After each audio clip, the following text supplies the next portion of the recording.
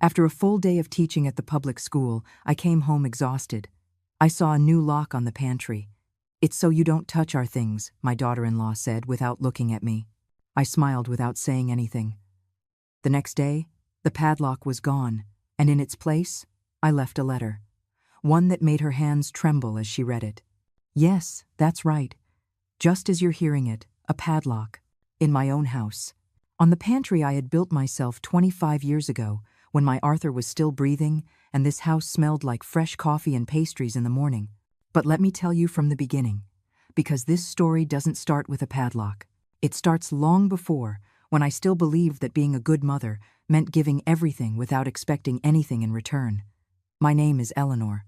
I am 67 years old, and for 42 of them, I was an elementary school teacher at Lincoln Elementary in the Jefferson Park neighborhood. I taught over 800 children to read. I gave them kindness when their own homes didn't. And I never, ever imagined that my own son would make me feel like an intruder in the place where I raised 3 children and buried a husband. That Tuesday, I arrived tired. My legs ached after standing all afternoon supervising recess. I was 65 then, just about to retire. I came in through the back door, as always, and went straight to the pantry to get the vanilla wafers I kept for my afternoon tea. My one little treat after a long day. And there it was, a new, shiny, silver padlock hanging from the door of my pantry, as if it were the most normal thing in the world. I froze. My purse slipped from my shoulder. For a second, I thought I was in the wrong house, that I'd walked into the wrong door, but no. There was the cracked tile by the stove that Arthur never got around to fixing. There were the basil plants in the window. It was my kitchen. My house. Then I heard her voice. "Oh, you're home." Claire walked into the kitchen, drying her hands on a dish towel. She was wearing that pink blouse that, according to her, cost $250 at a boutique downtown. The same amount of money I spent on groceries for the entire week. "What is this?" I asked, pointing to the lock. My voice came out softer than I wanted. I still didn't understand what I was seeing. She didn't even look up. "Oh, that. Ryan and I bought some special things for us. You know, imported goods, organic olive oil, that sort of thing. And, well, we don't want them getting mixed up with the other stuff. It's just to avoid problems." To avoid problems? As if I were the problem? "But, Claire, this is my pantry, my house." She finally looked at me, and in those brown eyes that I once thought were sweet, I saw only coldness. "Oh, Eleanor, don't take it personally. It's just organization. You have your space, we have ours. It's the healthiest way to live together, don't you think? My space. In my own house. As if I were a tenant they were tolerating. I wanted to scream, to rip that lock off and throw it out the window. But something inside me, that part that was always a teacher, the part that learned to measure every word, made me hold my tongue. I smiled. "Of course, dear, whatever you say." And I went to my room. I didn't cry that night. I was too furious to cry. I sat on the bed I shared with Arthur for 38 years. And for the first time in 3 years, I allowed myself to see clearly what I had been ignoring. My house was no longer mine. It hadn't happened overnight. It was like mold growing in the walls. You don't see it until it's everywhere. If this story is stirring something inside you, subscribe to the channel. Because what comes next, not even I saw it coming. 3 years ago, when Arthur died of a heart attack while watering his geraniums, my world collapsed. I didn't just lose my husband. I lost the sound of his footsteps in the morning, the smell of his aftershave when he got ready. That way he'd hug me from behind while I was cooking. The house became a giant echo. Ryan, my youngest son, came to the funeral with Claire. They had been married for 2 years. He hugged me and said, "Mom, we're not going to leave you alone. We'll move in with you until you're feeling better." Temporary, he said, just until I got back on my feet. But temporary turned into a month, then 6, then a year. And suddenly 3 years had passed, and not only had they not left, they had taken complete possession. At first, it was subtle. Claire started to help by reorganizing the kitchen. "It's just more practical this way, Eleanor. My grandmother's Blue Ridge china ended up shoved in a top cabinet I couldn't even reach. My old, seasoned cast-iron skillets were replaced with Teflon pans, which she said were healthier. Then came the furniture. "That armchair is so old, Eleanor. We're going to donate it." And my brown armchair, where Arthur read the Sunday paper every week, disappeared. In its place, they put a modern gray sofa that was nice, yes, but it wasn't mine. The living room became their home office. My sewing room was filled with boxes of her things. The dining room, where we celebrated every birthday, every Christmas, was now decorated with abstract art I hadn't chosen. And I, like an idiot, let it happen. Because I thought it was love, that they were helping me modernize, that this was just life with young people. But the lock was different. The lock was a message. That night, lying in the dark, I remembered something I told a student years ago. Her name was Daisy, and her older sister treated her badly. She took her things, made her feel invisible in her own family. "Daisy," I told her, "never let anyone make you feel small in your own life, not even for love." And I had done exactly that. I looked at the ceiling. The shadows from the street lamp moved like ghosts. And then, for the first time in a long time, I felt something stronger than sadness. I felt rage. And that rage, I would soon discover, was exactly what I needed to wake up. Because what Claire didn't know is that teachers learn to read between the lines. And I had just read her message perfectly. What she also didn't know was that I knew how to write, too. Wait until you see what I did with that lock, and what I discovered later, on his laptop. The next day, I woke up with a clarity I hadn't had in years. Like when you take off dirty glasses and suddenly see all the details you'd been ignoring. I got up early, as always. I made my coffee in the old drip coffee maker they still allowed me to use, because the Italian pod machine was just for them. I sat in the small space left for me at the breakfast table, and I started to remember. It wasn't sudden. It was like water eroding stone, drop by drop, until you don't recognize your own home. I let my mind travel back 3 years, to the day of Arthur's funeral. It was unbearably hot for November. Street, James Church was packed. Fellow teachers, neighbors, his buddies from poker night, the ladies at the corner store where he bought his cigars on the sly because I nagged him about them. Ryan arrived with Claire. She wore a simple black dress, and her hair pulled back. She hugged me gently and said, "I'm here for whatever you need, Eleanor." Her voice sounded sincere, or maybe I just needed to believe it was.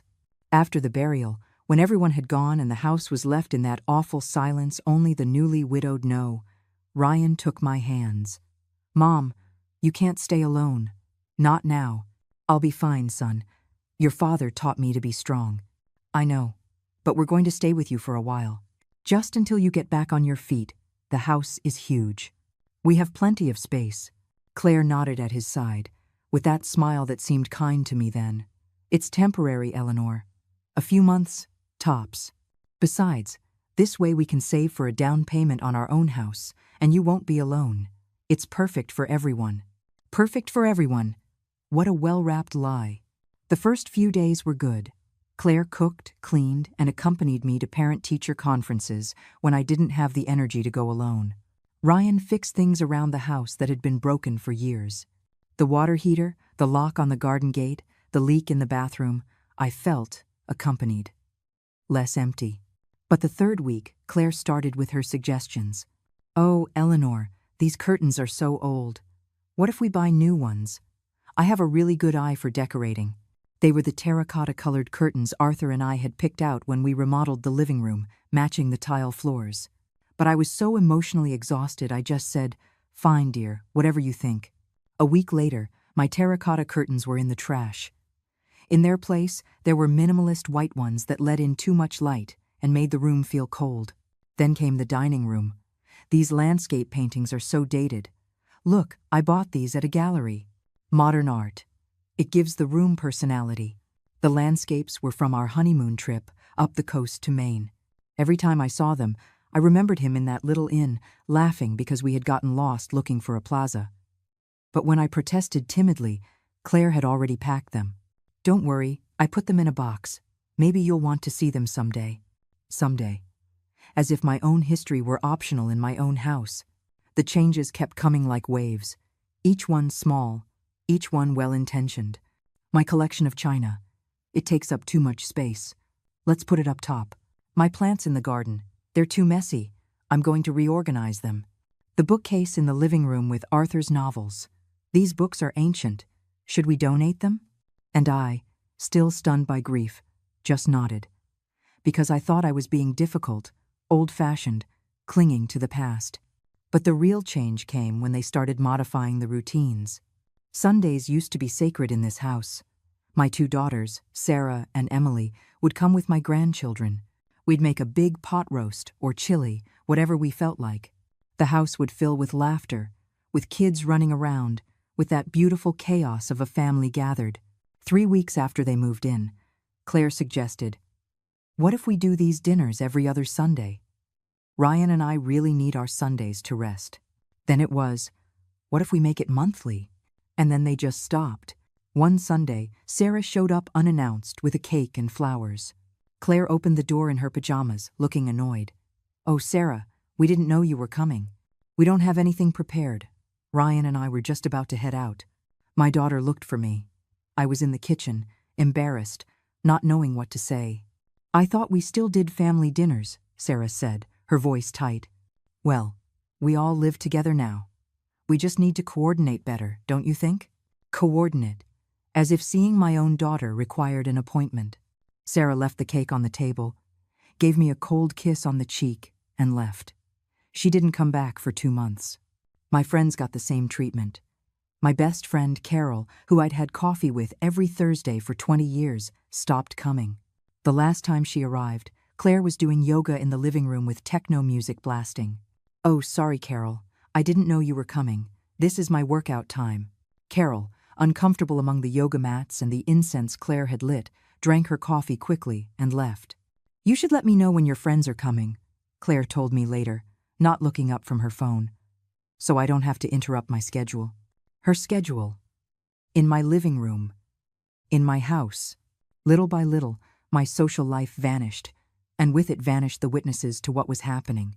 But the worst was yet to come.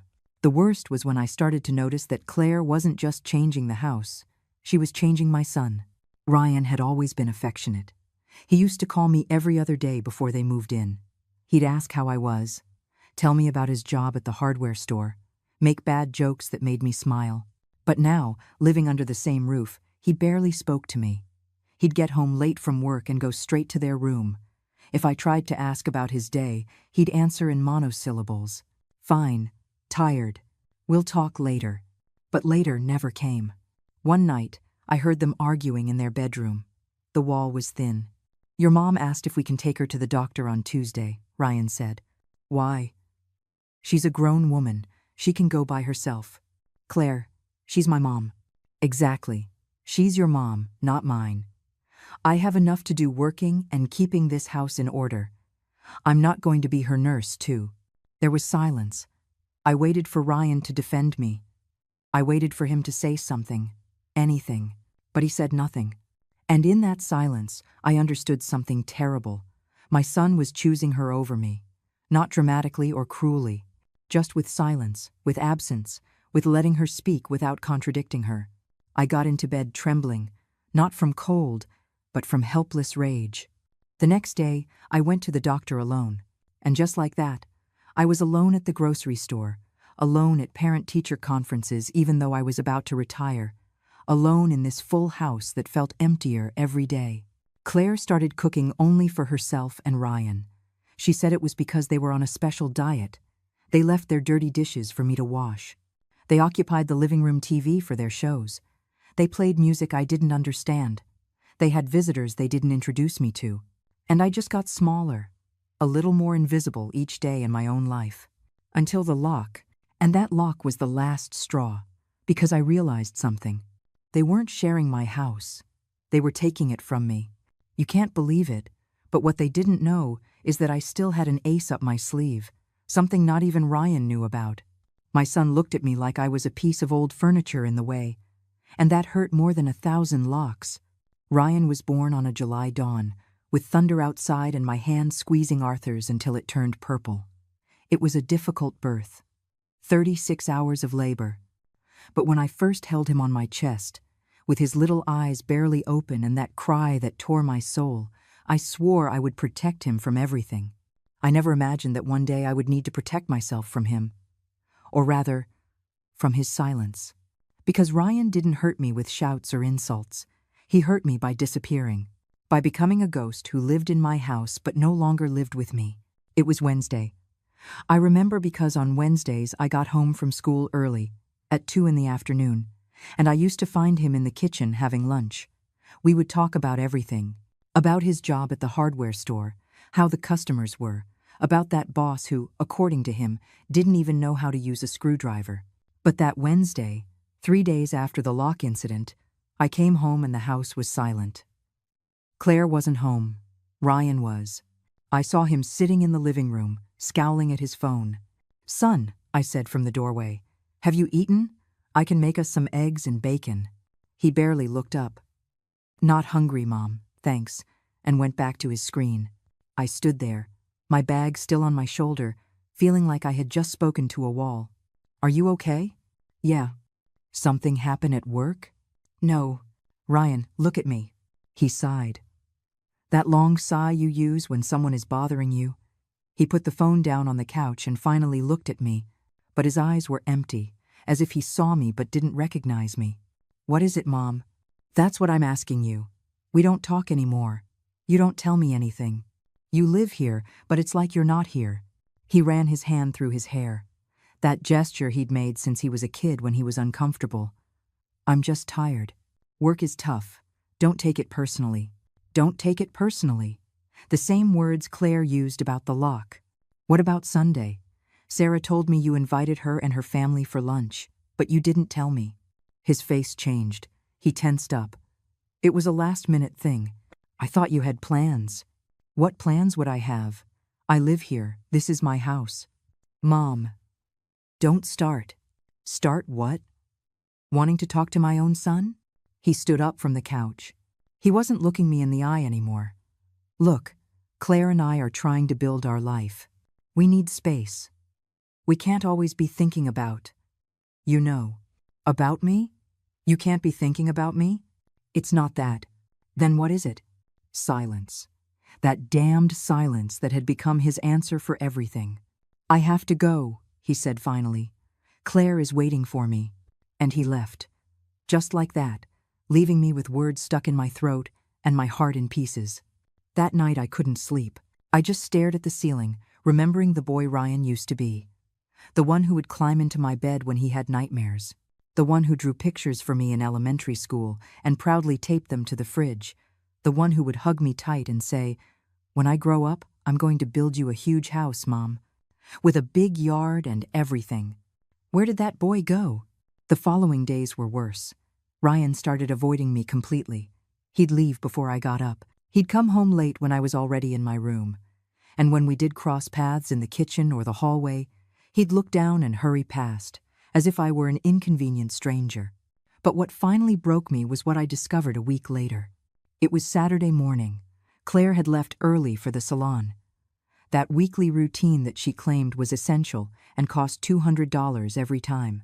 Ryan was in the shower, and I, tidying the living room as I always did, found a manila envelope forgotten between the sofa cushions. I didn't want to snoop. I really didn't. But the envelope had the bank's logo, and it was open. Inside was a bank statement. My son's. And there was also a piece of paper in his handwriting. A note he had written to me 2 years ago, when he asked to borrow money. My hand started to tremble as I read it. "Mom, I promise I'll pay you back the $80,000 as soon as we get the loan approved. It's for the down payment on our house.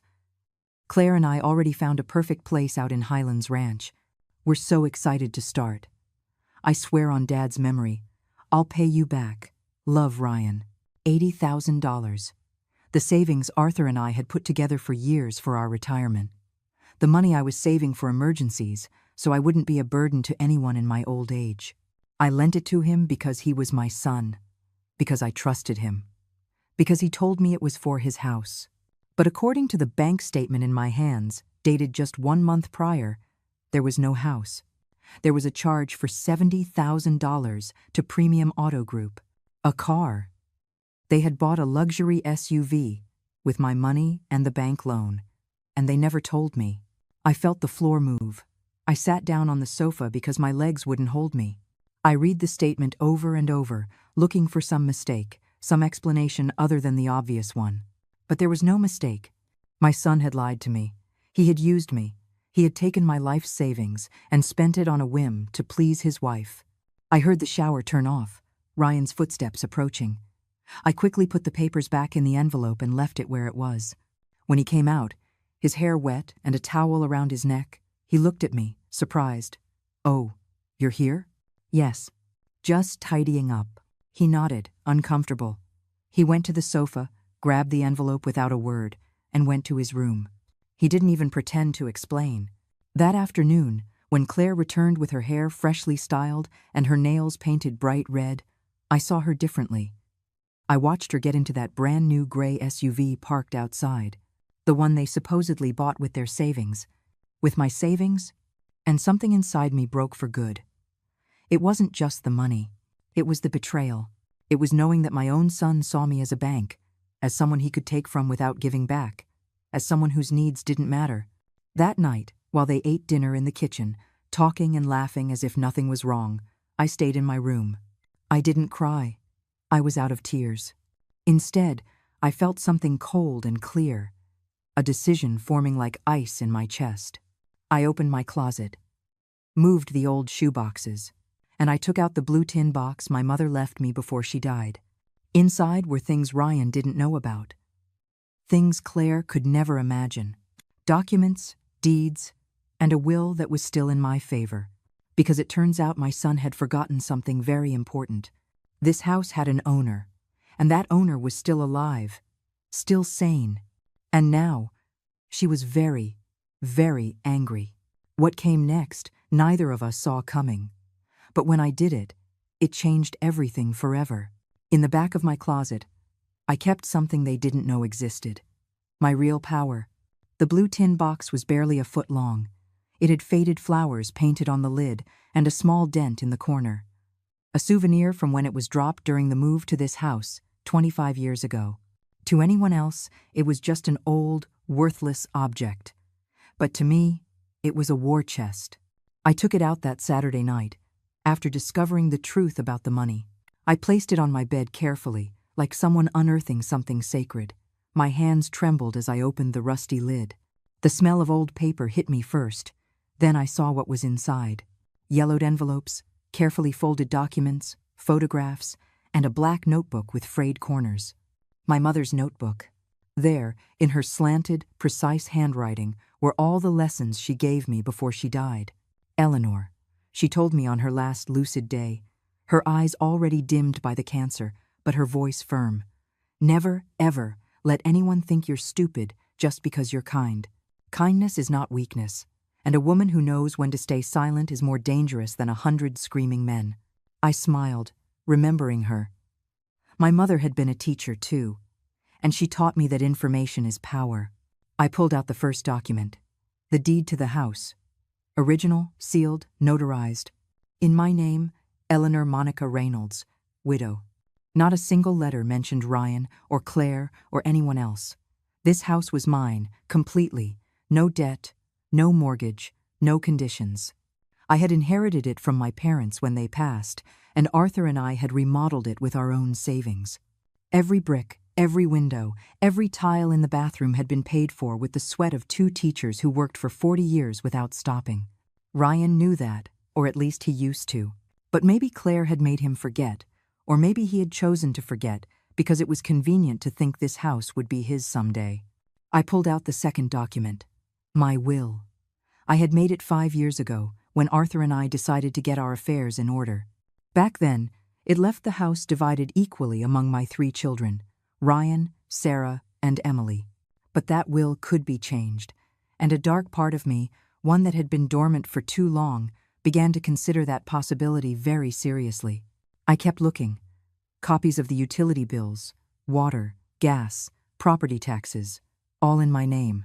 All paid by me for the last 3 years, despite the $200 a month Ryan and Claire contributed, which barely covered their groceries. $200. A joke. The property taxes alone were $800 every quarter. The electric, $200. The gas, $100. Maintenance, repairs, unexpected costs. I paid for all of it with my teacher's pension. My $2,500 a month pension, evaporating to maintain a house for 3 people where only I was contributing real money. But the most interesting thing was at the bottom of the box. A white business card with blue lettering. Patrick Nolan, attorney at law, family and estate law. Patrick had been my student in 3rd grade, over 30 years ago. A skinny, serious kid who always read during recess. Now he was one of the most respected lawyers in the state. And he owed me. I had convinced his mother not to pull him out of school when she wanted to put him to work. "Miss Reynolds," he'd said at Arthur's funeral, squeezing my hand tightly. "Anything you need, whatever it is, just call. You changed my life." I looked at the card, then at the documents. And then, for the first time in weeks, I felt something that wasn't sadness or rage. He felt control. The next morning, Sunday, I waited for Ryan and Claire to leave. They had plans to have brunch with her parents. Another one of those gatherings I was never invited to. As soon as I heard the car pull away, I picked up my phone and dialed Patrick's number. He answered on the 3rd ring. "Miss Reynolds? Patrick, dear, I'm sorry to bother you on a Sunday." "You are never a bother. Are you okay? Did something happen?" The genuine concern in his voice almost made me cry. It had been so long since someone had truly worried about me. "I need your help. I need to review some documents, and maybe make some changes." There was a pause. "Changes to your will?" "Among other things." "May I ask what's going on?" And then, sitting there on my bed with the blue box open in front of me, I told him everything. The lock, the humiliations, the $80,000, the way my own home had become a prison where I was the intruder. Patrick listened without interrupting. When I finished, his silence was different. It wasn't discomfort. It was calculation, thought, planning. "Miss Reynolds, do you have proof of all this?" "I have receipts. I have the bank statement I found. I have text messages where Ryan promised to pay me back." "And the house is entirely in your name?" "Completely. No debt. Nothing." "Perfect." His voice sounded firmer. "Then here's what we're going to do." For the next hour, Patrick explained a plan. It wasn't revenge. It was protection. It was setting legal boundaries that Claire and Ryan couldn't break. First, update my will with a different notary. One they didn't know. Leave everything to my daughters, with a special clause. Ryan could only inherit if he paid me back the $80,000 before my death. If he didn't, his share would be divided between Sarah and Emily. Second, get a notarized inventory of all my assets inside the house. Furniture, appliances, jewelry, everything. To make it clear what was mine and what was theirs. Third, prepare a legal ultimatum. If they didn't start paying a fair rent calculated at $5,000 a month, which was cheap for a house this size, or leave within 3 months, I could start eviction proceedings.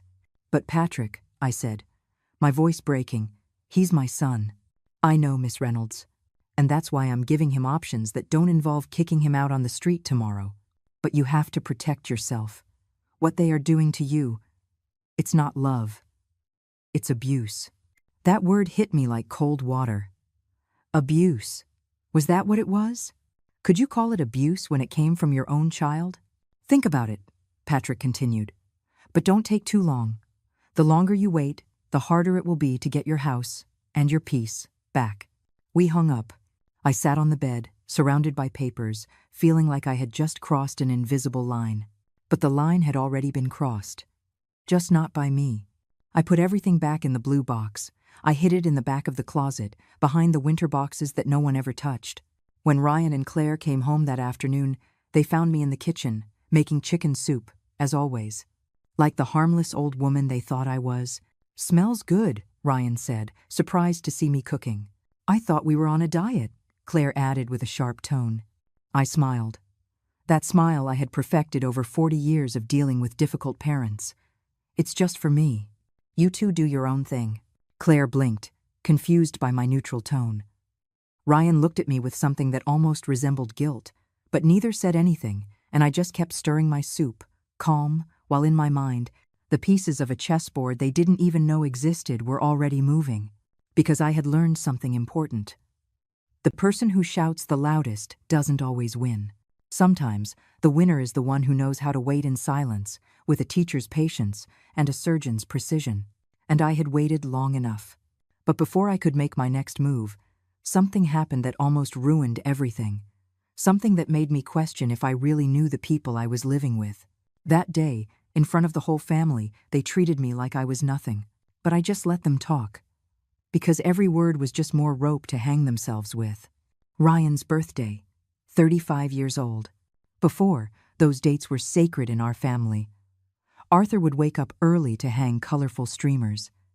I would bake his favorite angel food cake with strawberries. Sarah and Emily would arrive with brightly wrapped presents and hugs that lasted forever. But this year was different. "I'm organizing something small," Claire told me 2 weeks before, while painting her nails in the living room. "Just us and my family. Something intimate." "What about the girls?" I asked, meaning my daughters. "Oh, Eleanor, you know how they are. They always end up arguing over silly things. Better to avoid the drama." They didn't argue over silly things. They argued because Claire treated them with the same contempt she treated me. But Ryan never defended them. "And the food?" I tried again. "Can I make the special lasagna Ryan loves, or—" "Don't worry. I'm catering everything. You just relax." Relax. As if I were a guest in my own house, at my own son's birthday. The day arrived. Saturday, April 23rd. That sticky mid-year heat. Early that morning, Claire started transforming the house. She took down the paintings I had discreetly rehung. She put out modern centerpieces with artificial flowers. She changed the tablecloths to minimalist gray ones that, according to her, matched the decor. I watched her from the kitchen doorway, invisible, as she commanded and organized in my house as if it were hers. "Ryan, move that chair." "No, not there. More to the corner." "Perfect." My son obeyed without a word, moving furniture from one side to the other, sweating in his white t-shirt. "Do you need help?" I offered. Claire didn't even turn around. "No, we're almost done." "Oh, actually, could you go to your room while we set up? We're using the living room, and we don't want anything in the way." Anything in the way. Or anyone. I went to my room like a scolded child. I closed the door and sat on the bed, feeling the heat rise in my neck, the humiliation, the contained rage. But I stayed quiet. I took out my cell phone from the nightstand. I put it on silent. I set it on my dresser, strategically propped against a book, with the camera aimed at the partially open door. I started recording. If my years as a teacher had taught me anything, it was this. When someone is hurting you, document. Words are forgotten. Witnesses change their stories. But a video doesn't lie. At 6 o'clock in the evening, the guests started to arrive. First, Claire's parents, Walter and Beatrice. Yes, that was her name. And believe me, it was perfect for how insufferable she was. Beatrice entered wearing a floral dress and expensive sunglasses, carrying a cake from a fancy bakery downtown. She looked around the living room with a critical eye, as if judging if it was all up to her standards. "Oh, honey, it looks wonderful. You can tell you have great taste." "Your great taste?" "In my house, with my furniture shoved into corners." Then Claire's sister, Megan, arrived with her husband and 2 spoiled kids, who immediately started running through the house, screaming like wild animals. One of them knocked over my African violet. No one said a word. They didn't even pick it up. I stood in the hallway, dressed in my Sunday blouse and pearl earrings, waiting for someone to greet me. No one did. Claire walked right past me, as if I were part of the wall. Walter glanced at me and nodded, but said nothing. Beatrice flat out ignored me. Ryan? Ryan was too busy opening bottles of wine and putting on music. I sat in the corner chair, the one they had shoved next to the bookcase, and I watched. The dining room table was filled with food I hadn't cooked. Sushi, fine cuts of meat, gourmet salads, bottles of wine that cost more than $50 each, artisanal bread, French desserts, all paid for with the money they supposedly didn't have, the same money that justified them not paying me fair rent. "A toast to my husband." Claire raised her glass. to his 35 years, and to this being the start of our best chapter together. Our best chapter. As if I hadn't been there for his first 35 years. As if I hadn't given birth to him, raised him, educated him, supported him when he was unemployed, consoled him when his girlfriends left him. Everyone toasted. Glasses clinked. Laughter filled the room. And no one, absolutely no one, toasted me. Then Beatrice, with 3 glasses of wine in her and that condescending tone of people who think they're superior, dropped the bomb. "Oh, Claire, it's so good you two are so patient.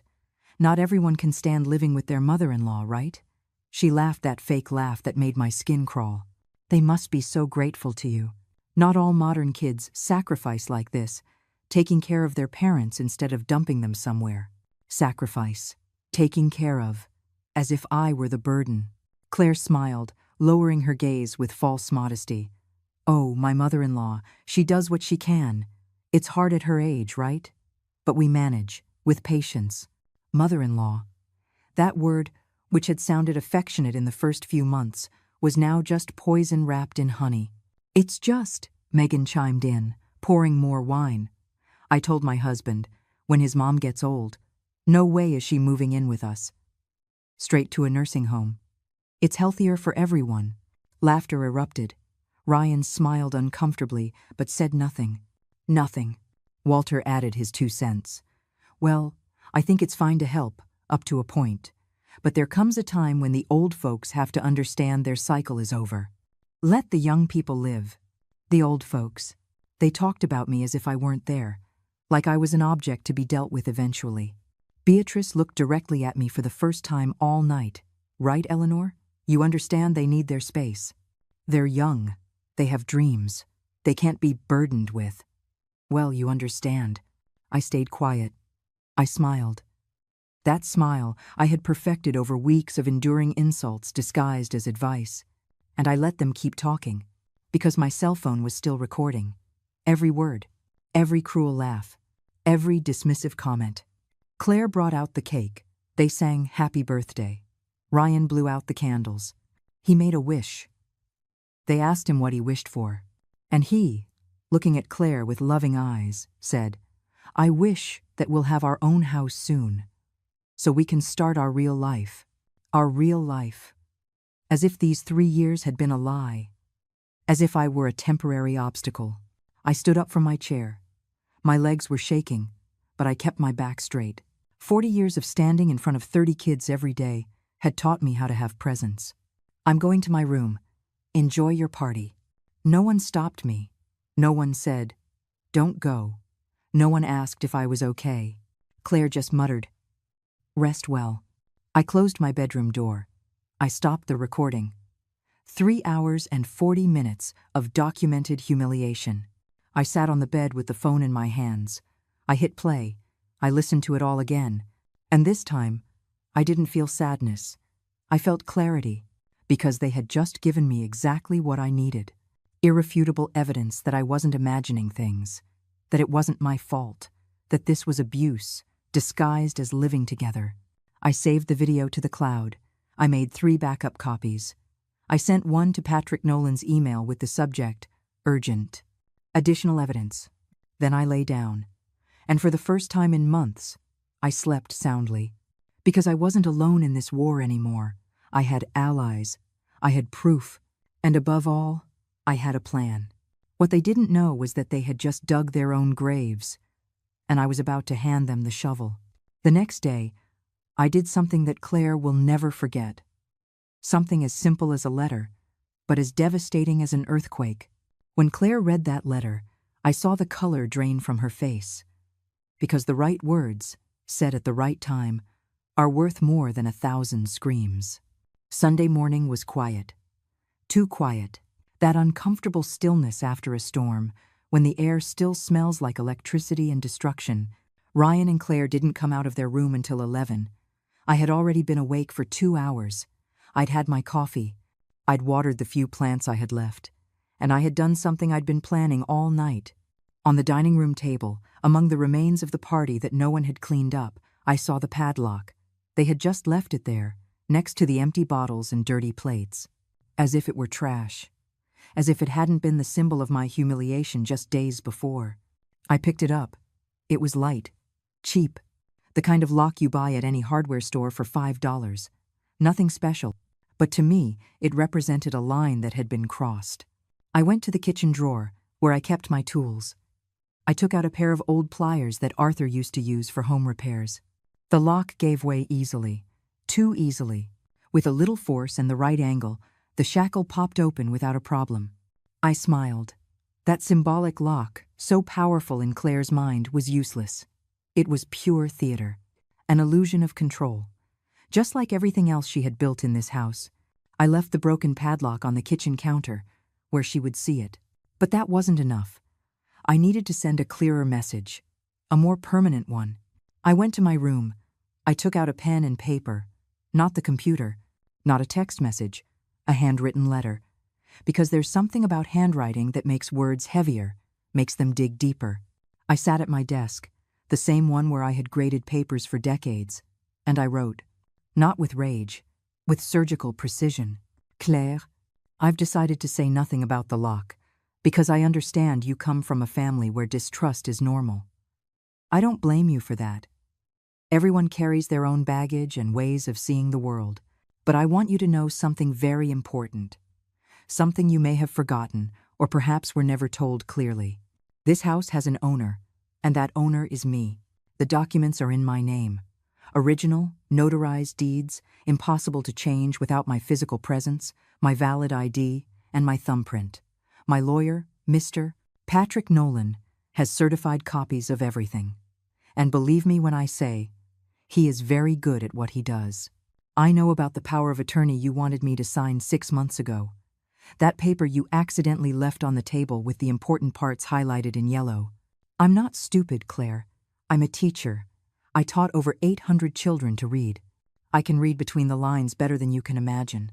I also know about the $80,000 my son borrowed from me for a down payment on a house. The house that never existed, the money that became the car you drive every day. And I know what you said about me last night. I recorded every word. This isn't a threat, it's information. Information you need to make better decisions from now on. This is your only warning. If you ever try to put another lock on me, literally or metaphorically, you will meet the Eleanor you don't want to meet. The one who doesn't smile. The one who doesn't stay silent. The one who has documents, lawyers, and, above all, the truth on her side. Think very carefully before your next move. With the politeness I have left, Eleanor Monica Reynolds, legal owner of this property. I folded the letter into 3 perfect sections. I put it in a manila envelope, and in clear handwriting, I wrote on the front, for Claire, personal and confidential. I went to the pantry. The door was still there, without a lock, open as it always should have been. I taped the envelope to the center, at eye level, with thick packing tape. Impossible to miss. Then I went to the kitchen. I made a chamomile tea and sat down to wait. I didn't have to wait long. At 11:30, I heard footsteps. Claire dragged herself into the kitchen, hair messy, looking hungover. She went straight for the coffee maker. Then she saw it, the broken lock on the counter. She stopped cold. She picked it up, examined it, frowned. Then she looked toward the pantry, and there was the envelope. Big. Manila. With her name on it. I saw her turn pale before she even opened it. She grabbed the envelope with trembling hands. She tore it open, ripping the paper. She pulled out the letter, and she began to read. I kept drinking my tea, seemingly calm, seemingly distracted by looking out the window at the garden.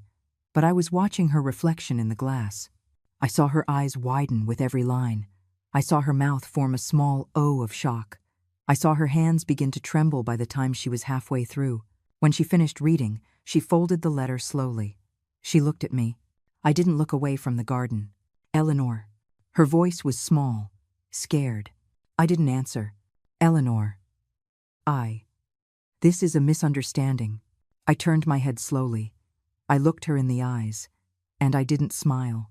For the first time in 3 years, I didn't smile. Which part is a misunderstanding? The lock I saw with my own eyes? The money, for which I have your husband's bank statement as proof? Or the things you said about me last night, recorded on video with a date and timestamp? She was speechless. The letter was shaking in her hands. I, we were just. Save it. My voice was firm, cold. I don't want explanations. I want you to understand that this house is mine, that I decide who lives here and under what conditions. And if you ever disrespect me again, in any way, you're gone. No discussion, no second chances. But Ryan is my son, and he will always have my love. But this house is mine, and in my house, you will be respectful. Or you will find somewhere else to live. The silence that followed was thick, heavy, electric. Claire clutched the letter to her chest. For a moment, I thought she would cry, or scream, or make one of those dramatic scenes she loved so much. But she did none of those things. She just nodded, barely, almost imperceptibly, and she went to her room without another word. I heard the door close, then muffled voices, Ryan asking what was wrong, Claire crying, explaining, maybe exaggerating. I didn't care. For the first time in years, I felt like I had reclaimed something. Not my whole house, not my whole life, but a small, vital piece of my dignity. I finished my tea. I washed my cup, and I went for a walk in the neighborhood park, where no one knew me, where no one judged me, where I could breathe without feeling like my air was being rationed. When I came back 2 hours later, the manila envelope was gone from the pantry. The broken lock was still on the counter, but now there was a note next to it, in Ryan's handwriting. "Mom, we need to talk." I picked up the note. I crumpled it in my fist. And I smiled. Because finally, after 3 years of silence, my son wanted to talk. And I had a lot to say. That conversation changed everything. But not in the way I expected. They thought I was scared. But I was just waiting for the perfect moment. Ryan's note sat on the counter for 2 days. 2 full days where none of the 3 of us spoke a word beyond what was strictly necessary. "Good morning.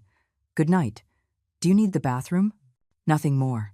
The house became a minefield where every step had to be measured, where every closing door sounded like a gunshot, where the silence was so dense you could almost cut it with a knife. Claire avoided my gaze. When we crossed paths in the kitchen, she'd grab what she needed and leave quickly, like a frightened mouse. She no longer played her music at full volume. She no longer reorganized my things without permission. She no longer made cutting remarks disguised as jokes. For the first time in 3 years, there was fear in her eyes when she looked at me. And I'm not going to lie. A dark part of me enjoyed that fear, but I knew this was temporary. That the initial shock would turn into resentment. That the resentment would become a strategy. That Claire was not the type to give up easily. So, I didn't give up either. I started documenting everything. Everything. I bought a new composition book from the corner store. Green, spiral bound. On the first page, I wrote, "Household Expense Ledger, April 2025. And I started to note every dollar that came out of my pocket. Electric, $212. Water, $84. Gas, $120. Property tax, $800. Groceries, $600. Internet, $79. Phone, $30. Total I was paying, over $1,800 a month. Ryan and Claire's contribution, $200. The numbers didn't lie. I was subsidizing their life to the tune of over $1,600 a month. And that wasn't even counting the space, the furniture, the appliances, the use of the car they sometimes took without asking. But numbers weren't enough. I needed more. I started recording conversations. Not all the time, just when something important was happening. My cell phone, always in my apron pocket, in audio recording mode, discreet. Like that Thursday afternoon, when I heard Claire talking on the phone on the patio. She thought I had gone out. She didn't know I'd come back for my sweater. "No, Mom. I'm not exaggerating. She's insufferable. Now she's playing the victim, like she's the queen of." She paused. Someone said something on the other end. "Well, yes, legally she's the owner. But after everything we've done for her, right? We've been caring for her for 3 years. Putting up with her old lady habits. Caring. Putting up with. Old lady." I saved the recording with the date and time. I also started making copies of everything. Receipts, bank statements, messages. I put them in a yellow folder that I hid at my friend Carol's house. "Are you okay, Eleanor?" she asked me as we had coffee in her kitchen, worried about the dark circles under my eyes. "You seem different." "I'm preparing, Carol," I said simply, "for something big." I didn't tell her everything, not yet, but I left her the folder with clear instructions. "If anything happens to me, you give this to Patrick Nolan. He'll know what to do." Carol squeezed my hand, scared. "Don't say things like that. Nothing's going to happen to you." "I know, but it's always better to be prepared." Meanwhile, at home, I continued my performance. I started faking it, faking mild dementia, strategic forgetfulness, calculated confusion. "Oh, have I eaten dinner already?" I'd ask at the dinner table, even though I'd eaten perfectly 2 hours before. "What day is it today?" I'd murmur, looking at the calendar with a frown. Where did I leave my glasses? I'd search all over the living room when they were hanging from my neck. I saw Claire and Ryan exchange looks. Looks that said, asterisk, see? It's starting. She's starting to lose it. Asterisk. Perfect. That's exactly what I wanted them to think. Because while they thought I was confused and weak, I was moving pieces on a chessboard they couldn't even see. I called Patrick 3 times that week. "I want to change my will," I told him in the first call. "Are you sure, Miss Reynolds?" "Completely." In the second call, I asked him to research if it was legal to record conversations in my own home. He confirmed that yes, anything recorded in my own private space was admissible as evidence. In the third call, I told him my plan. "It's risky," Patrick warned me. "But if you're determined, I support you. Just promise me you won't do anything without consulting me first." "I promise," I lied, because I already had the next step planned. On Friday night, Ryan finally knocked on my door. "Mom? Can we talk?" "Come on, son." He walked in slowly, hands in his pockets.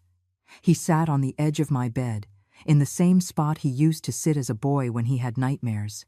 "About the letter." Claire showed me. He looked at the floor. "I didn't know you felt that way." That sentence almost made me laugh. Or cry. I couldn't tell if it was honest or just willful blindness. "Ryan, look at me." He looked up. He had Arthur's eyes. The same brown eyes with gold flecks that I fell in love with 40 years ago. "Did you really not know? Or did you not want to know?" He was silent. And in that silence, I found my answer. "The $80,000, he started. "I don't want to talk about that right now. But Mom, I'll pay you back. I swear. It's just that." "Ryan," my voice was firm. "I didn't come into this world to be paid back. I came to be respected. And in my own house, I don't feel respected. Do you understand the difference?" He nodded slowly. His eyes were glassy. "I'm sorry. I know. But I'm sorry isn't enough. I need to see changes. Real changes. What do you want me to do?" And there it was. The question I had been waiting for. "I want to live in peace in my house. I want your wife to treat me with basic respect. And I want you to start contributing fairly to the expenses. Or find your own place." He shot up. "Are you kicking us out?" "No. I'm giving you options. $5,000 a month in rent. It's cheap for this house. Or you can save up and find your own space, like you always said you were going to do." "But, Mom, we don't have that kind of money right now." "You have money for a luxury car, for expensive clothes, for salons and restaurants." My voice didn't waver. "You have money. You just don't want to spend it on me."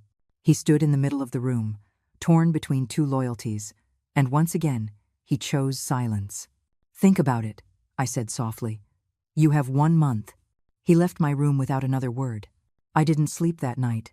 I stayed awake staring at the ceiling, wondering if I had been too harsh, if I had crossed a line I couldn't come back from.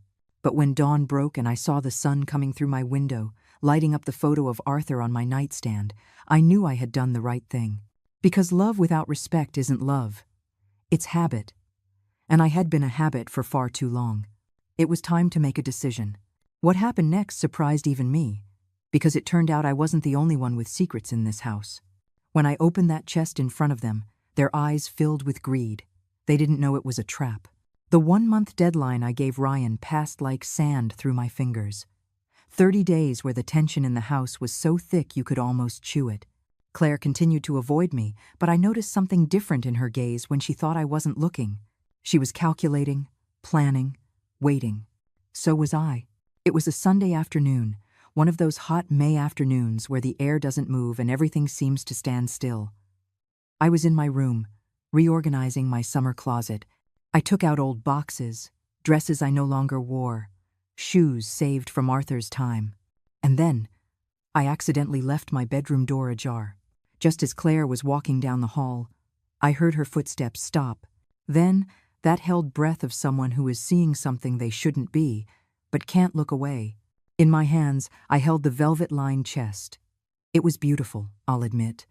About 16 inches long by 10 inches wide. The burgundy velvet was worn at the corners, but it still held that deep, almost blood-red color that gave it an air of mystery. It had gold engravings on the lid, intertwined initials that were barely visible. It had been my grandmother's, passed to my mother, and then to me. Inside, I kept the family jewels. There weren't many. We weren't rich. But each piece had history, weight, and value, both sentimental and economic. I opened the chest slowly, like someone unveiling a treasure, knowing full well that Claire was watching me from the hallway. I took out the pearl necklace. 36 natural pearls, irregular, with that creamy luster that only real pearls have. Arthur had given it to me for our 20th anniversary. He had saved for 2 years to buy it. Then, the gold earrings with small, genuine emeralds, heirlooms from my grandmother, who received them from her own mother. The brooch, Art Deco, silver, and onyx. A piece from the 1930s that my mother wore on special occasions and was worth, according to the last appraisal I had 10 years ago, about $2,000. And finally, the ring. The engagement ring Arthur gave me under the cherry blossoms in Washington Park. White gold with a small, bright diamond surrounded by tiny sapphires. I placed them on my bed, one by one, admiring them in the light from the window. And then, as if just noticing her presence, I turned toward the door. "Oh, Claire, I didn't see you there." She took a step forward, her eyes fixed on the jewels. She wasn't even pretending to be subtle anymore. "Is that real?" I smiled, that proud grandmother's smile showing off her treasures. "Yes, dear. They're family heirlooms. They've been with us for generations." I picked up the pearl necklace and let it run through my fingers. "This necklace is almost 50 years old. The pearls are natural, see? Not like the cultivated ones they have now, all uniform." Claire came closer, hypnotized. "Can I?" She held out her hand. I gave her the necklace. She took it with exaggerated care, like someone holding something priceless, which in truth it was. "It's beautiful," she murmured. Her eyes were shining in a way that reminded me of a child in front of a candy store window. "It must be worth a lot." "Well, I've never had it appraised to sell. But yes, I suppose so." The old appraisal said that, altogether, it was worth about $20,000. But that was 10 years ago. Who knows now? I saw her swallow hard. I saw how her fingers caressed the pearls with a reverence mixed with greed. "And this will someday be Ryan's." I finished the sentence for her. "Well, yours. When I'm gone, of course. It's for the family." Something changed in her expression. A light switched on in her eyes. A dangerous light that I knew very well, because I'd seen it in parents when they discovered a teacher had something they wanted. "Where do you keep something so valuable?" she asked, trying to sound casual. "Right here, in my closet. I've always kept it here." I faked a worried look. "Although, lately I've been thinking, maybe I should put it in a safe deposit box, just in case." "Yes, that would be safer," she said quickly. "I can help you take it to the bank, if you want." I bet she could. "Oh dear, that's so kind. Yes, maybe one of these days we'll do that together." I gently took the necklace from her and put everything back in the chest. I locked it with the small key that hung from a chain. Claire followed my every move with her eyes. "Well, I'll let you rest," she said finally, but her feet didn't move. She kept staring at the chest as if memorizing it. When she finally left, I waited 5 minutes. Then I left my room and walked casually through the living room. Claire was on the sofa with her phone, but she wasn't watching videos or on social media. She was on Google. I read the searches in her screen's reflection from the hallway mirror. Natural pearl necklace price. Antique jewelry value. Family heirloom inheritance, who inherits. I smiled to myself and kept walking. For the next few days, Claire changed completely. Suddenly, she was kind, helpful. She asked if I needed help with the groceries. She offered to make me tea. She even tried to cook something special for me, though it was terrible. "Eleanor," she said one Wednesday afternoon, her voice sweet as poisoned honey, "have you thought more about the bank? I have time tomorrow. We could go together to open the safe deposit box." "Oh, yes, but I don't know. I'm worried they'll ask for a lot of paperwork." "Don't you worry. I'll help you with everything. I can even put my name on the box, too, so that if anything happens to you, we'll have access." You know, for Ryan. There it was. The real motive. "What a good idea," I said, faking innocence. "Let me think about it." But I didn't think. Instead, I called Patrick. She took the bait. I told him on the phone that night, locked in my bathroom with the water running so they wouldn't hear me. "Are you sure about this, Miss Reynolds?" "It's a risk." "I know, but I need her to show her true colors. And this is perfect. Do you want me to prepare the documents?" "Yes, but with the clause we discussed." The next day, I told Claire I had made the appointment at the bank for Friday. Her face lit up like a Christmas tree. "Perfect. I'll go with you. Don't you worry about a thing." Friday came. We went to the bank. We opened a safe deposit box. We put the chest with the jewels inside. And we signed the papers. What Claire didn't know, because she didn't read the fine print that the bank officer explained quickly and she signed without paying attention, was that this box required 2 keys to be opened. I had one. Patrick Nolan had the other, with very specific legal instructions. It could only be opened if I died of natural causes, certified by doctors, and after a complete notary review of my final will.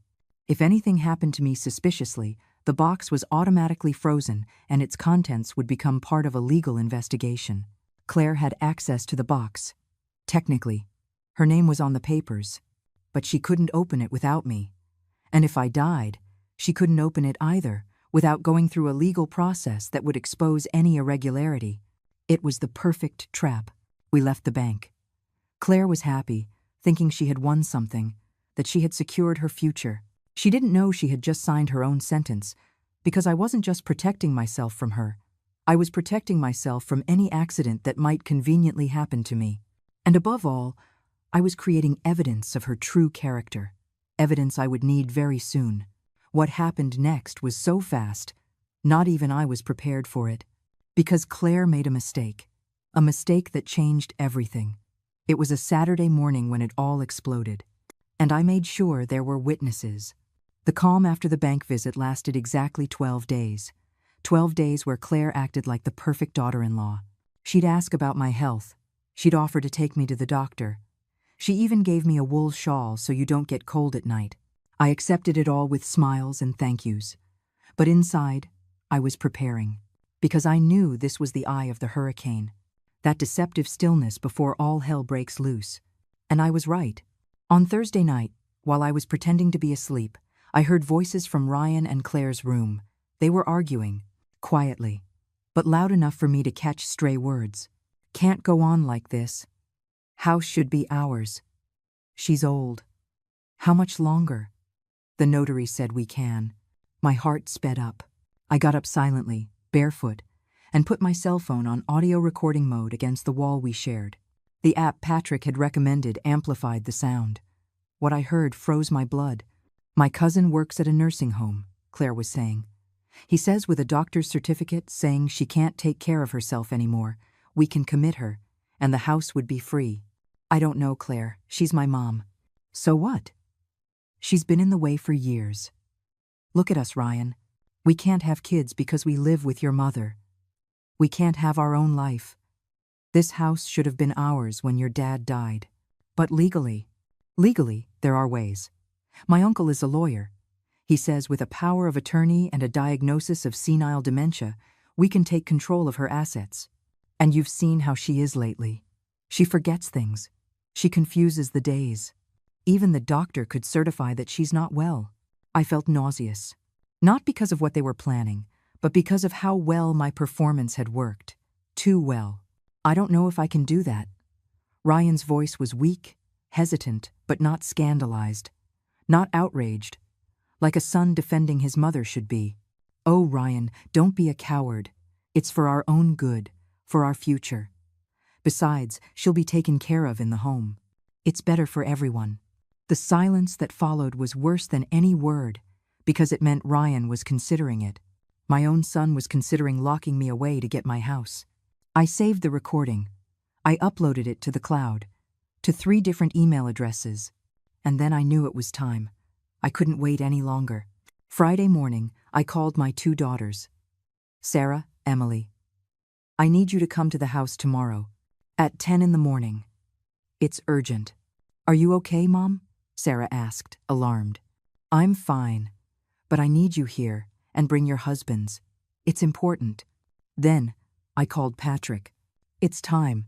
Are you sure? Completely. Prepare everything we discussed. The full documentation? All of it.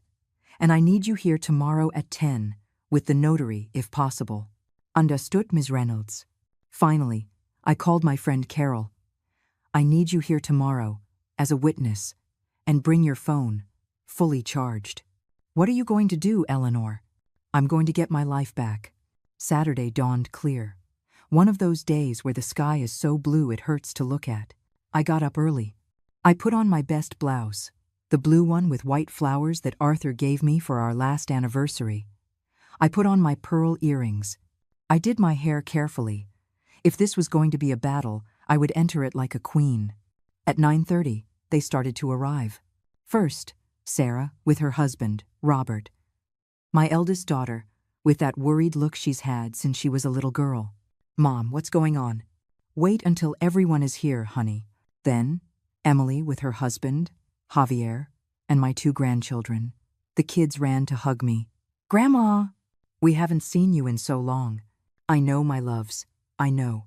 Carol arrived right on time with a box of pastries, which she left on the dining room table. And finally, Patrick Nolan, with his leather briefcase, and an older gentleman in a suit, whom he introduced as Mr. Mendez, the notary. Ryan and Claire were in the kitchen, having breakfast. When they saw so many people walk in, their faces changed. What is this? Claire asked, standing up. It's a family meeting, I said calmly. Sit down, everyone. I have something important to say. We arranged ourselves in the living room. I took the main armchair, the one that had been Arthur's. My daughters sat on either side. Patrick and the notary stood beside me. The others spread out on chairs brought from the dining room. Claire and Ryan remained standing, tense, like cornered animals. You can sit, I repeated. It wasn't a suggestion. They sat slowly on the gray sofa they had bought. I took a deep breath, and I began. I've gathered you all here because I need you to hear this. And I need witnesses to what I'm about to say. I took out my cell phone. I connected it to the Bluetooth speaker and played the recording from Thursday night. Claire's voice filled the living room. With a doctor's certificate, we can commit her. I saw the color drain from Ryan's face. I saw Claire's mouth open, but no sound came out. Sarah put her hand to her mouth. Emily started to cry. I let the recording play to the end, to the part where Ryan didn't say no, where he just stayed silent, complicit. When it finished, the silence in the room was absolute. Mom, Ryan tried to speak. I held up my hand. I'm not finished. This isn't all. I pulled out the yellow folder I had kept at Carol's house. I opened it on the coffee table. Here are all the receipts for this house for the last 3 years. Electric, water, gas, property taxes, maintenance. All paid by me, with my $2,500 a month pension. I put another document on top. Here is the bank statement that proves the $80,000 I lent for a down payment on a house was used to buy a luxury car. A car I have never used, that I have never even been offered a ride in. Another document. And here are the screenshots of the text messages between Claire and her sister, where she says, and I quote, "Just a few more months of putting up with the old woman, and this house is ours." Claire jumped to her feet. You spied on my phone? That's illegal. Patrick spoke for the first time, his voice professional and cold. Actually, ma'am, everything in this folder was obtained legally. The recordings were made on Miss.com, Reynolds's private property, where she has every right to record. The documents are copies of originals, and the messages were photographed on a laptop your husband left open in a common area of the house. Claire turned to Ryan. Say something. Don't just sit there. But Ryan said nothing. He was staring at the floor, his eyes glassy. I continued, because I still wasn't finished. I want you to know, I said, looking directly at Ryan, that this house will never be yours as long as I live. I have already modified my will. If anything happens to me, the house is to be divided only between Sarah and Emily. Ryan can only inherit his share if he first repays the $80,000 he owes me. If he does not repay it before my death, his share is nullified. Mr. Mendez, the notary, held up a document. Here is the updated will, signed and certified 3 days ago. It is completely legal and binding. Ryan finally looked up. He had tears in his eyes. Mom, I never wanted. Never wanted what, Ryan? Never wanted to stay quiet while your wife planned to lock me away? Never wanted to lie to me about the money? Never wanted to make me feel invisible in my own home? My voice cracked, but I held firm. I'm going to give you one option. One. You have 30 days to get out of this house. I can lend you $5,000 for a deposit on an apartment. It's more than you deserve, but I am your mother, and I won't leave you on the street. This is ridiculous, Claire yelled. You can't just kick us out. Patrick intervened again. He can, ma'am. This is his house. You have no lease. You pay no rent. Legally, you are guests who have overstayed their welcome. If you are not gone voluntarily in 30 days, we will proceed with a legal eviction. And with this evidence, believe me, we will win. Quickly, Claire opened her mouth. Closed it. Opened it again. But no coherent sound came out. Ryan, my son, the boy who once promised to build me a huge house, broke down and cried, Mom, forgive me, please. And there, watching my son weep, I felt something inside me break too. But there was no turning back. What they failed to understand was simple. Love isn't begged for. It's earned. And it's lost. And they had lost it a long time ago. Now, I was just taking back what was always mine. My dignity. What happened in those 30 days was something I will never forget. For better and for worse, I gave them one last chance. Leave with dignity, or leave in shame. They chose. But it was already too late for pride. The 30 days that followed that meeting were the strangest of my life. The house became a divided space, as if an invisible line separated enemy territories. They were in their room. I was in mine. And in between, a silence so heavy it hurt to breathe. Claire never spoke another word to me. Not one. When we crossed paths in the kitchen, she'd grab what she needed and leave like a bat out of hell. Her eyes shot daggers of hate at me every time she saw me. She no longer faked kindness. There were no more masks. And in a twisted way, that gave me peace. Because at least we were finally being honest. But Ryan was different. My son became a ghost, wandering the house with slumped shoulders and a lost gaze. He lost weight. He stopped taking care of his appearance. Sometimes I'd find him sitting in the garden, staring at Arthur's plants, but not really seeing anything. One afternoon, 11 days after the meeting, he knocked on my door. Mom, can I come in? I was embroidering a tablecloth, an activity that always calmed my nerves. I put the needle down. Come in.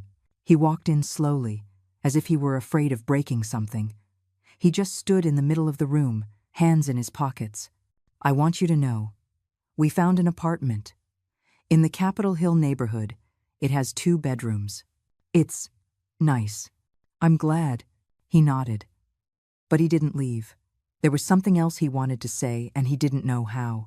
Mom, I never wanted things to get to this point. I put the embroidery in my lap. I looked him directly in the eyes. Those eyes of Arthur's that once looked at me with childish adoration. But they did, didn't they? Yes, his voice broke. And it's my fault, not Claire's. Mine. Because I failed you. I let it all happen. I stayed quiet when I should have defended you. I felt something in my chest loosen, just a little. Why, Ryan? Why did you do this to me? He sat down on the floor, right there. Just like when he was a kid and would come to confess he'd broken something or gotten a bad grade. Tears rolled down his cheeks unchecked. Because I was scared. Scared of losing her.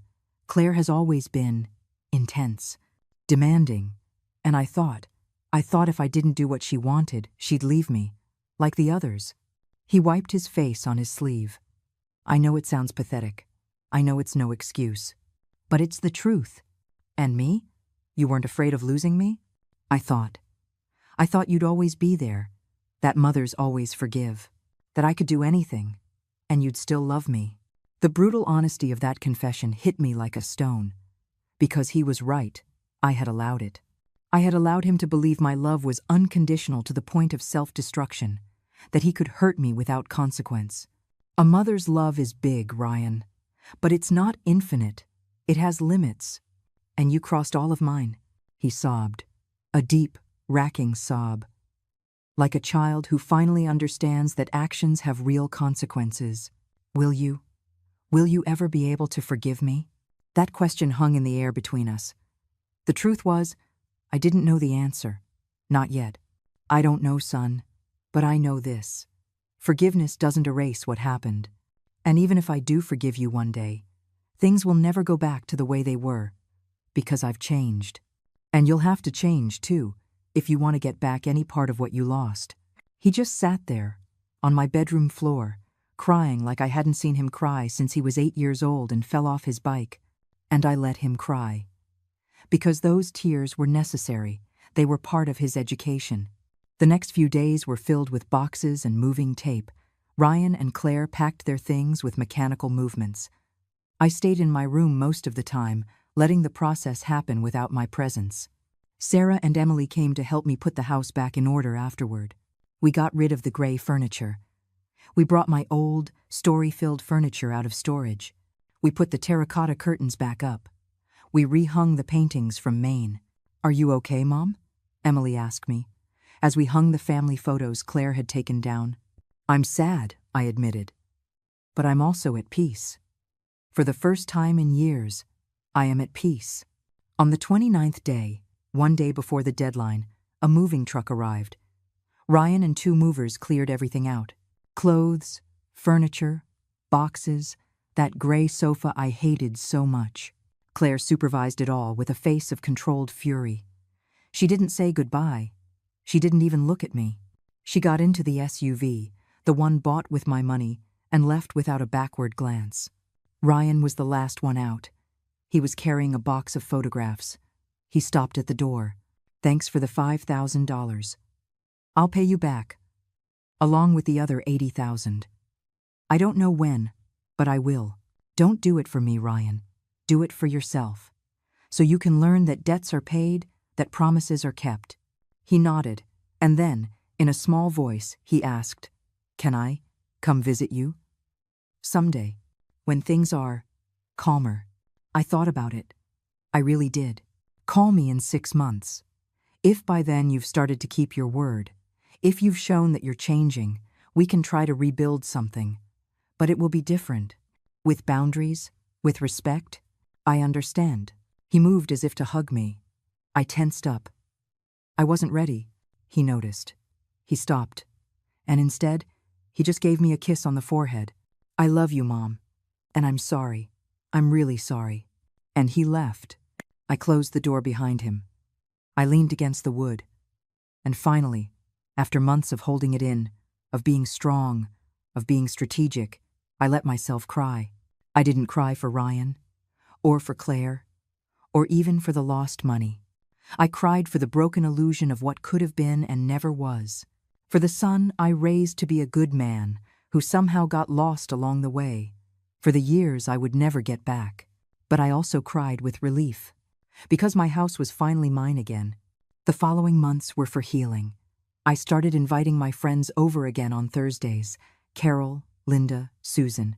We'd have coffee and pastries at my table, without having to ask permission, without feeling like we were in the way. Sarah and Emily started coming over on Sundays with the grandkids. The house filled with the laughter of children again, with the smell of pot roast, with those long talks that only happen in families that truly love each other. I adopted a cat. A stray orange cat that showed up in my garden one afternoon. I named him Artie, because he had those same golden eyes as my husband and that same calm way of observing the world. And little by little, I started to remember who I was before I became the invisible woman in my own life. 6 months later, Ryan called. "Mom?" I paid back the $5,000. I deposited it today, and I have $3,000 saved for the other amount. I know it's a long way to go, but I'm working on it. How are you, son? There was a pause. I'm better. Claire and I are in therapy. She's still angry with you. But at least she's working on understanding why she did what she did. And so am I. I'm learning to set boundaries, to not be so afraid. I'm glad. Can I see you? For coffee? Just for half an hour? I thought about it, and this time, the answer was easier. Yes. But just you. And at a coffee shop, not here. I'm not ready for you to be in this house yet. I understand. I love you, Mom. I love you too, son. But loving doesn't mean forgetting. It means remembering and choosing every day to rebuild what was broken. A year after that family meeting that changed everything, I'm sitting in my garden. The afternoon sun is warm on my face. Artie the cat is sleeping on my lap. My plants are blooming because I finally have time to care for them. Not everything is perfect. I still have hard days. Days where I miss the idea of what could have been. Days where I wonder if I was too harsh. But then I remember the lock, the humiliations, the nights I felt like a stranger in my own bed, and I know I did the right thing. Because I got back something more valuable than a house. I got back my dignity, my peace, my right to live without fear, without guilt, without having to justify my existence. Ryan visits once a month. We have coffee. We talk. We've had 4 visits now, and each one is a little less awkward than the last. I don't know if we'll ever have the relationship we used to. Probably not. But we're building something new, something based on mutual respect, on clear boundaries, on a love that is no longer blind, but aware. And that's enough, because I learned something I should have learned a long time ago. True wealth isn't what you own. It's what you refuse to let them take from you. Your peace, your dignity, your right to live without apologizing for existing. And that, no one will ever take from me again. I share this story not for you to judge me, or to applaud me. I share it because I know there are so many women out there living the same thing, feeling invisible in their own homes, putting up with it because they think it's what they're supposed to do. And I want you to know this. You don't have to put up with it. You don't have to be a martyr. You can set boundaries. You can say no. You can take your life back. It is never too late to defend yourself. It is never too late to choose yourself. I did it at 67 years old. And if I could do it, you can too. Don't let anyone make you feel small. Not your son, not your daughter-in-law, not anyone. You are enough. You have always been enough, and you deserve respect, especially in your own house, especially in your own life. Are you looking for more? Did this story strike a chord in your heart? Did it make you think? Did it give you the strength to do what you need to do?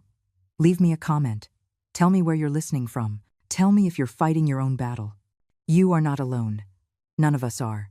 Give this video a like if this story reminded you of your own worth.